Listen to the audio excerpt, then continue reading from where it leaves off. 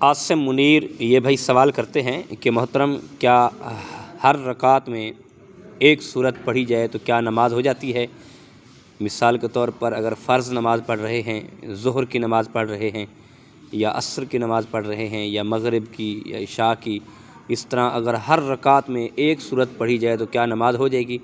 اور یہ بتائیے کہ کون کون سی سورت میں بسم اللہ پڑھنی چاہیے اور کون کون سی سورت میں ثنا پڑھنی چاہیے، یہ رہنمائی فرما دیں۔ جی السلام علیکم ورحمۃ اللہ وبرکاتہ۔ جو آپ نے سوال کیا ہے اس سوال کے متعلق آپ کو آگاہ کرنا چاہتا ہوں اور آسان طریقے سے سمجھاؤں گا، امید ہے کہ آپ کو سمجھ آ جائے گی۔ اس مسئلے کو سمجھنے کے لیے آپ ویڈیو کو آخر تک سنیں تاکہ آسانی سے آپ کو یہ مسئلہ سمجھ آ سکے۔ دیکھیں، جو آپ نے سوال کیا ہے کہ ہر رکعت میں نماز فرض میں، سنت میں یا نفل میں ایک ہی سورت پڑھی جا سکتی ہے، نماز ہو جائے گی؟ تو اس بارے پہلے آپ سن لیں کہ ہر رکعت میں ایک سورت پڑھنے سے نماز ہو جائے گی۔ اور دیکھیں، مثال کے طور پر ہم نماز ظہر پڑھ رہے ہیں، اب 4 سنت جو ہیں وہ پڑھ رہے ہیں، اس سب سے پہلے ہم نیت کریں گے۔ نیت کرنے کے بعد ہم پھر ثنا پڑھیں گے، ثنا پڑھنے کے بعد پھر اعوذ باللہ من الشیطان الرجیم بسم اللہ الرحمن الرحیم پڑھنے کے بعد پھر سورۃ فاتحہ پڑھیں گے۔ سورۃ فاتحہ پڑھنے کے بعد پھر سورۃ اخلاص پڑھیں گے۔ مثال کے طور پر سورۃ اخلاص آتی ہے یا آپ کو کوئی اور سورت آتی ہے یا کوئی چند آیاتیں آتی ہیں تو وہ آپ پڑھ سکتے ہیں۔ اس کے بعد ہم پھر رکعت مکمل کریں گے۔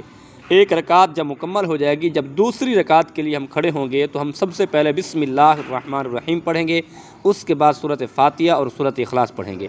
اسی طرح ہماری 2 رکعتیں مکمل ہو جائیں گی۔ اب مثال کے طور پر ہم 4 رکعت نماز سنت ادا کر رہے ہیں، ظہر کی سنت جو ہے وہ سنت مؤکدہ ہیں۔ اب جب اس کے لیے اتحیات پر بیٹھیں گے تو اتحیات پڑھنے کے بعد جب ہم تیسری رکعت میں کھڑے ہوں گے تو ہم پھر اس میں بسم اللہ الرحمن الرحیم پڑھیں گے اور پھر سورۃ فاتحہ پڑھنے کے بعد پھر آگے سورت ملائیں گے۔ اسی طرح پھر ہم ایک رکعت مکمل کریں گے تیسری۔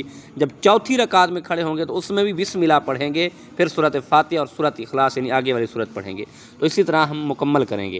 اب اگر غیر مؤکدہ سنت پڑھ رہے ہیں، مثال کے طور پر عصر کی سنت پڑھ رہے ہیں یا عشاء کی سنتیں پڑھ رہے ہیں، تو اس میں ہم یہی طریقہ ہے، لیکن فرق اتنا ہے کہ جب ہم تیسری رکعت میں یہاں کھڑے ہوں گے، جب اتحیات بیٹھیں گے تو اتحیات مکمل پڑھیں گے۔ جب تیسری رکعت میں کھڑے ہوں گے تو ہم اس میں پہلے ثنا پڑھیں گے، ثنا پڑھنے کے بعد پھر جو ہے نا ہم سورۃ فاتحہ پڑھیں گے، سورۃ فاتحہ کے بعد آگے سورۃ اخلاص پڑھیں گے۔ اسی طرح ہم یہ نماز پڑھیں گے۔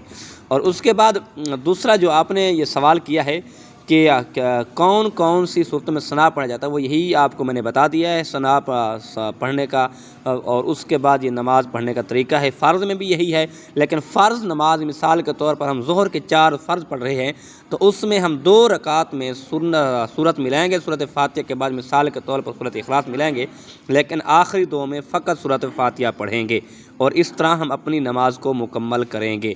اور کب سورۃ فاتحہ پڑھنی ہے اور کب ثنا پڑھنا ہے وہ آپ کو بتا دیا ہے۔ اور بسم اللہ ہر رکعت میں پڑھنی ہے آپ نے، اور بسم اللہ پڑھنی چاہیے۔ اللہ ہم سب کو نماز کا عادی بنائے، اللہ ہم سب کو دین سمجھنے